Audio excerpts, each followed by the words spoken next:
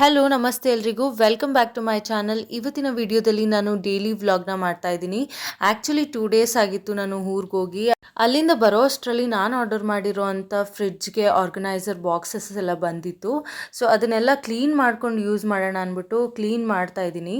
ಇಲ್ಲಿ ಕ್ಲೀನ್ ಮಾಡಿ ನಾನು ಒಣಗಾಕೋ ಅಷ್ಟರಲ್ಲಿ ಅಂದರೆ ಡ್ರೈಗೆ ಇಡೋ ಅಷ್ಟರಲ್ಲಿ ನಾನು ಬೇರೆ ಕೆಲಸ ಎಲ್ಲ ಮಾಡ್ಕೋಬೋದು ಅನ್ನೋ ಒಂದು ಇಂಟೆನ್ಷನಿಂದ ಫಸ್ಟ್ ಇದನ್ನೇ ಕ್ಲೀನ್ ಮಾಡ್ಕೋತಾ ಇದ್ದೀನಿ. ಆಲ್ರೆಡಿ ನಮ್ಮದು ಬ್ರೇಕ್ಫಾಸ್ಟ್ ಎಲ್ಲ ಮುಗಿಸಿದೆ. ಮಧ್ಯಾಹ್ನ ನಾನು ವ್ಲಾಗ್ನ ಸ್ಟಾರ್ಟ್ ಮಾಡ್ತಾ ಇದ್ದೀನಿ.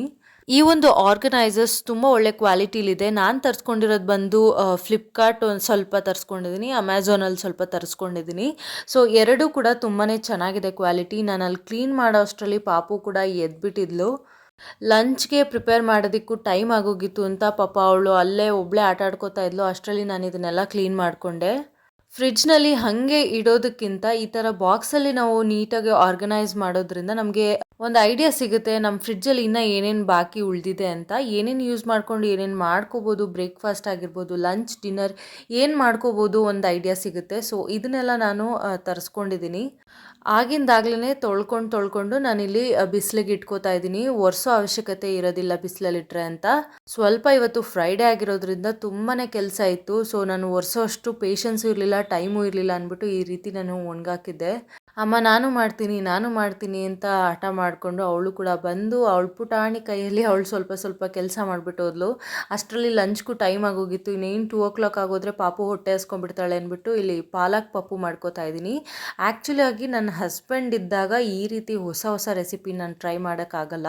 ಅವ್ರಿಗೆ ಅಷ್ಟು ಇಷ್ಟ ಆಗಲ್ಲ. ನಾರ್ಮಲ್ ಅವ್ರಿಗೆ ಈ ಬಸ್ಸಾರು, ಉಪ್ಸಾರು, ತರಕಾರಿ ಸಾರು ಈ ರೀತಿ ಎಲ್ಲ ದೇಸಿ ಸ್ಟೈಲ್ ತುಂಬ ಇಷ್ಟ ಆಗುತ್ತೆ. ಇವತ್ತು ಒಂದು ಫಂಕ್ಷನ್ಗೆ ಹೋಗಿದ್ರು ಅಂದ್ಬಿಟ್ಟು ನಾನಿಲ್ಲಿ ನನಗೆ ನನ್ನ ಪಾಪುಗೆ ಅಂತ ಮಾಡ್ಕೋತಾ ಇದ್ದೀನಿ. ಕುಕ್ಕರ್ಗೆ ಒಂದು ಸ್ವಲ್ಪ ತೊಗರಿಬೇಳೆ ಮತ್ತು ಕಟ್ ಮಾಡಿರೋ ತೊಳೆದಿರೋ ಪಾಲಕ್ನ ಹಾಕ್ಕೊಂಡು ಸ್ವಲ್ಪ ಟೊಮ್ಯಾಟೊ ಹಾಗೆ ಈರುಳ್ಳಿ ಬೇಕಿದ್ರೆ ಹಾಕೋಬೋದು ಈ ಟೈಮಲ್ಲಿ, ಇಲ್ಲಾಂದರೆ ಸ್ಕಿಪ್ ಮಾಡ್ಕೋಬೋದು. ಸ್ವಲ್ಪ ಖಾರದ ಪುಡಿ, ಅರಿಶಿನ ಪುಡಿ, ಸ್ವಲ್ಪ ಉಪ್ಪು ಎಲ್ಲ ಹಾಕ್ಕೊಂಡು 2 ರಿಂದ 3 ವಿಷಲ್ನ ಕೂಗಿಸ್ಕೊತಾ ಇದ್ದೀನಿ. ನಂತರ ಇಲ್ಲಿ ನಾನು ಸ್ಮ್ಯಾಶ್ ಮಾಡ್ಕೋತಾ ಇದ್ದೀನಿ. ಬೇಳೆ ತುಂಬ ಚೆನ್ನಾಗಿ ಬೆಂದಿತ್ತು, ಆದರೂ ಸ್ಮ್ಯಾಶ್ ಮಾಡಿದಾಗ ಅದು ಬೇರೆ ಟೇಸ್ಟೇ ಬರುತ್ತೆ. ಸೊ ಅದನ್ನೆಲ್ಲ ಸ್ಮ್ಯಾಶ್ ಮಾಡಿ ಸೈಡ್ಗೆ ಇಟ್ಕೊಂಡು ಈಗ ಒಂದು ಬಾಣಲಿ ಅಥವಾ ಸಾಂಬಾರು ಮಾಡೋ ಪಾತ್ರೆಗೆ ಒಂದು ಸ್ವಲ್ಪ ಎಣ್ಣೆ ಹಾಕ್ಕೊಂಡು ಸಾಸಿವೆ, ಜೀರಿಗೆ ಹಾಗೆ ಉದ್ದಿನಬೇಳೆ ಜೊತೆಗೆ ಕಡಲೆಬೇಳೆ ಕೂಡ ಹಾಕ್ಕೋಬೋದು ನಿಮ್ಗೆ ಇಷ್ಟ ಇದ್ದರೆ, ಇಲ್ಲ ಅಂದರೆ ಸ್ಕಿಪ್ ಮಾಡ್ಕೋಬೋದು. ಇದೆಲ್ಲ ನೀಟಾಗಿ ಫ್ರೈ ಆದಮೇಲೆ ಸ್ವಲ್ಪ ಕರಿಬೇವು, ಬೆಳ್ಳುಳ್ಳಿ, ಈರುಳ್ಳಿ ಇದನ್ನೆಲ್ಲ ಹಾಕ್ಕೊಂಡು ಫ್ರೈ ಮಾಡ್ಕೋತಾ ಇದ್ದೀನಿ. ಈರುಳ್ಳಿ ಮತ್ತು ಬೆಳ್ಳುಳ್ಳಿ ಸ್ವಲ್ಪ ಹಸಿ ವಾಸನೆ ಹೋಗೋವರೆಗೂ ಫ್ರೈ ಮಾಡಿಕೊಂಡ್ರೆ ಸಾಕಾಗುತ್ತೆ.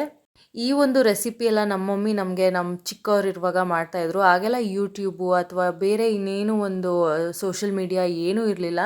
ನಾರ್ಮಲಾಗಿ ನಮ್ಮ ಮಮ್ಮಿ ಪ್ರಿಯಾಂಕಾ ಆಗಿರ್ಬೋದು, ಸುಧಾ ಆಗಿರ್ಬೋದು, ಗೃಹಲಕ್ಷ್ಮಿ ಈ ರೀತಿ ಎಲ್ಲ ಮ್ಯಾಗ್ಝಿನ್ಸ್ನ ಕೂತ್ಕೊಂಡು ಫ್ರೀ ಟೈಮಲ್ಲಿ ಓದಿ ಅದರಲ್ಲಿ ಬರೋವಂಥ ಒಂದು ರೆಸಿಪಿಗಳನ್ನ ಟ್ರೈ ಮಾಡ್ತಾಯಿದ್ರು. ಈಗ ನಾನು ಈರುಳ್ಳಿ ಫ್ರೈ ಆದಮೇಲೆ ನಾನು ದಾಲ್ ಮತ್ತು ಪಾಲಕ್ನ ಬೇಯಿಸ್ಕೊಂಡಿದ್ವಲ್ಲ ಅದನ್ನು ಸೇರಿಸ್ಕೊಂಡು ಲಾಸ್ಟಲ್ಲಿ ಹುಣಸೆಹಣ್ಣಿನ ರಸ ಸೇರಿಸ್ಕೊಂಡು ಸ್ವಲ್ಪ ಕುದಿಯೋಕ್ಕೆ ಬಿಟ್ಟು ಲಾಸ್ಟಲ್ಲಿ ನಾನು ಕೊತ್ತಂಬರಿ ಸೊಪ್ಪನ್ನ ಆ್ಯಡ್ ಮಾಡ್ಕೋತಾ ಇದ್ದೀನಿ. ಈಗ ಪಾಲಕ್ ಪಪ್ಪು ರೆಡಿಯಾಗಿದೆ. ತುಂಬ ಡಿಲೀಷಿಯಸ್ ಆಗಿರುತ್ತೆ ಮತ್ತು ಈಸಿಯಾಗಿ ಕೂಡ ಆಗುತ್ತೆ, ಟೇಸ್ಟಿಯಾಗೂ ಇರುತ್ತೆ. ಸಿಂಪಲಾಗಿ ಲೈಟಾಗಿ ಮಾಡ್ಕೋಬೇಕು ಅಂದಾಗ ಈ ರೀತಿ ಒಂದು ಸತಿ ನೀವು ಕೂಡ ಮಾಡಿ ಟ್ರೈ ಮಾಡಿ. ತುಂಬಾ ಟೇಸ್ಟಿಯಾಗಿರುತ್ತೆ, ನಿಮಗೂ ಇಷ್ಟ ಆಗುತ್ತೆ ಅಂತ ಅಂದ್ಕೊಂಡಿದ್ದೀನಿ.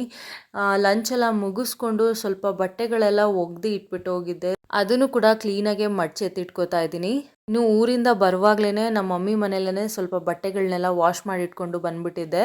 ಅದರಿಂದ ನನಗೆ ಇಲ್ಲಿ ವಾಶ್ ಮಾಡೋವಂಥ ನೆಸೆಸಿಟಿ ಏನಿರಲಿಲ್ಲ. ಕ್ಲೀನಾಗಿ ಅದನ್ನು ಕೂಡ ಎತ್ತಿಟ್ಕೊಂಬಿಟ್ಟೆ. ಬ್ಯಾಗಲ್ಲಿ ಇದ್ದಿದ್ದು ನಾವು ಟಾಯ್ಲೆಟ್ರೀಸ್ ಏನು ಯೂಸ್ ಮಾಡಿದ್ವಿ ಅಂದರೆ ಕ್ರೀಮ್ ಆಗಿರ್ಬೋದು, ಬ್ರಷು, ಪೇಸ್ಟು ಇದನ್ನೆಲ್ಲ ಏನು ತಂದಿದ್ವಿ ಅದನ್ನೆಲ್ಲ ಕೂಡ ವಾಪಸ್ ಎತ್ತಿಟ್ಕೊಂಡು ಸಿಕ್ಕಾಪಟ್ಟೆ ಕೆಲಸ ಆಯಿತು. ಡಸ್ಟಿಂಗ್ ಕೂಡ ಮಾಡ್ಕೋಬೇಕಾಯಿತು ಮನೇಲಿ.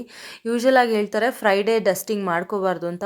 ಬಟ್ 2 ಡೇಸ್ ನಾನು ಮನೇಲಿಲ್ಲ, ತುಂಬಾ ಡಸ್ಟ್ ಆಗಿಬಿಟ್ಟಿತ್ತು, ಕಸ ಎಲ್ಲ ತುಂಬ ಆಗಿಬಿಟ್ಟಿತ್ತು. ನನ್ನ ಹಸ್ಬೆಂಡು ಕೂಡ ಮನೇಲಿ ಇಲ್ಲದೇ ಇರೋದ್ರಿಂದ ತುಂಬಾ ಕೆಟ್ಟ ಪರಿಸ್ಥಿತಿಲಿತ್ತು. ಮನೆ ಎಲ್ಲ ಹಂಗೆ ಚೆಲ್ಲಾಪಿಲ್ಲಿ ಥರ ಆಗೋಗಿತ್ತು. ಅವರು ಕೂಡ ಟ್ರಿಪ್ ಹೋಗಿದ್ರು, ಅಲ್ಲಿಗೆ ಬೇಕಾದಂಥ ಐಟಮ್ಸ್ನೆಲ್ಲ ತೊಗೊಳೋ ಟೈಮಲ್ಲಿ ಅಲ್ಲಿ ಇಲ್ಲೇ ಆಗೋಗಿತ್ತು. ಅದನ್ನೆಲ್ಲ ಕ್ಲೀನಾಗಿ ಆರ್ಗನೈಸ್ ಮಾಡ್ಕೊಂಡು ಮನೆಯೆಲ್ಲ ಕಂಪ್ಲೀಟಾಗಿ ಕ್ಲೀನ್ ಮಾಡಿಕೊಂಡೆ. ಅದಾದಮೇಲೆ ಸ್ವಲ್ಪ ಬೆಳಗ್ಗೆ ಸೊಪ್ಪುಗಳು ತಂದಿದ್ರು, ಪಾಲಕ್ ಸೊಪ್ಪಾಗಿರ್ಬೋದು, ಕೊತ್ತಂಬರಿ, ಕರಿಬೇವು, ಪುದೀನ ಇದನ್ನೆಲ್ಲನೂ ಕ್ಲೀನಾಗಿ ಬಿಡಿಸ್ಕೊಂಡು ಅದನ್ನು ಕೂಡ ಬಾಕ್ಸಲ್ಲಿ ಹಾಕಿ ಇಟ್ಕೊಂಡಿದ್ದೀನಿ ಫ್ರಿಡ್ಜ್ಗೆ ಇಡೋಣ ಅಂತ. ಆಲ್ರೆಡಿ ಬಾಕ್ಸ್ ಕೂಡ ಒಣಗಿತ್ತಲ್ಲ, ನಾನೇನು ಒರೆಸೋದು ಬೇಡ ಅಂದ್ಬಿಟ್ಟು ಹಾಗೆ ಸ್ಟೋರ್ ಮಾಡ್ಕೋತಾ ಇದ್ದೀನಿ. ಫ್ರಿಡ್ಜೆಲ್ಲ ತುಂಬ ಖಾಲಿ ಖಾಲಿ ಹೊಡಿತಾ ಇತ್ತು. ಫ್ರಿಡ್ಜ್ ತಂದು ಒಂದು ವಾರ ಆದರೂ ನಾನಿನ್ನೂ ಏನು ಅಷ್ಟಾಗಿ ಸ್ಟೋರ್ ಮಾಡ್ಕೋತಾ ಇರಲಿಲ್ಲ.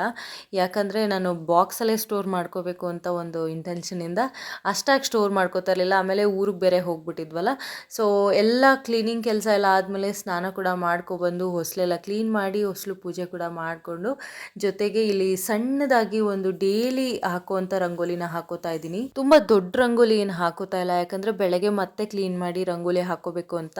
ಸೊ ಸ್ವಲ್ಪ ಚಿಕ್ಕದಾಗಿ ಆದ್ರೂ ನೀಟಾಗಿರುವಂಥ ಒಂದು ರಂಗೋಲಿ ಹಾಕೋತಾ ಇದ್ದೀನಿ. ಹಾಗೆ ರಂಗೋಲಿ ಡಿಸೈನ್ ಹೇಗಿತ್ತು ಅಂತ ನನಗೆ ಕಮೆಂಟಲ್ಲಿ ಹೇಳ್ಬೋದು ನೀವು. ಆಗಲೇ ಹೇಳ್ತಿದ್ನಲ್ಲ, ನಾವು ಚಿಕ್ಕವರಿರುವಾಗ ನಮ್ಮ ಒಂದು ಪೇರೆಂಟ್ಸ್ಗೆ ಅಷ್ಟಾಗಿ ಸೋಷಿಯಲ್ ಮೀಡಿಯಾಗೆ ಒಂದು ಅವೈಲಬಿಲಿಟಿ ಇರಲಿಲ್ಲ. ಆಗೆಲ್ಲ ಅವರು ಬುಕ್ಸ್ ಓದೋದಾಗಿರ್ಬೋದು ಅಥವಾ ಡಿ ಚಂದನದಲ್ಲಿ ಬರೋವಂಥ ಒಂದು ಕಾರ್ಯಕ್ರಮಗಳನ್ನ ನೋಡೋದಾಗಿರ್ಬೋದು, ಈ ರೀತಿ ಎಲ್ಲ ಟೈಮ್ ಪಾಸ್ ಮಾಡ್ತಾಯಿದ್ರು. ಈ ಒಂದು ಚಾನಲ್ಸ್ಗಳಲ್ಲಿ ಯಾವುದೇ ರೀತಿ ಈ ವೇಸ್ಟ್ ಅಡ್ವರ್ಟೈಸ್ಮೆಂಟ್ ಆಗಿರ್ಬೋದು, ಒಂದು ಸ್ವಲ್ಪ ಮೈಂಡ್ನ ಡೈವರ್ಟ್ ಮಾಡುವಂಥ ಒಂದು ಯಾವುದೇ ಕಾರ್ಯಕ್ರಮಗಳು ಬರಲ್ಲ 100%. ಆಗೆಲ್ಲ ಅವ್ರಿಗೆ ಒಂದೇ ಚಾನಲ್ ಇದ್ದಿದ್ದರಿಂದ ಯಾವುದೇ ರೀತಿ ಕನ್ಫ್ಯೂಷನ್ ಇಲ್ಲದೆ ಸ್ವಲ್ಪ ಆರಾಮಾಗಿ ಒಂದು ಅರ್ಧ ಗಂಟೆ ಟಿ ವಿ ನೋಡೋರು, ಮಕ್ಕಳನ್ನೆಲ್ಲ ನೋಡ್ಕೊಳೋರು, ಮನೆ ಕೆಲಸ ಅದು ಇದು ಅಂತ ಟೈಮ್ ಪಾಸ್ ಮಾಡೋರು. ಬಟ್ ಈಗ ಮೊಬೈಲ್ ಇದೆ, ಹಾಗೆ ಟಿ ವಿ ಇದೆ, ತುಂಬಾ ವೆರೈಟಿ ಆಫ್ ಚಾನಲ್ಸ್ ಇದೆ. ಯೂಟ್ಯೂಬಲ್ಲಿ ತುಂಬಾ ಚಾನಲ್ಸ್ಗಳಿದ್ದಾವೆ. ಯಾವುದನ್ನು ನೋಡೋದು ಯಾವುದನ್ನು ಬಿಡೋದು ಅಂತ ಯಾವಾಗಲೂ 24 hours ಫೋನಲ್ಲೇ ಇರ್ತೀವಿ. ಈ ಒಂದು ತಪ್ಪನ್ನ ನಾವು ಮಾಡಬಾರ್ದು ಅಂತ ನನಗನ್ಸುತ್ತೆ.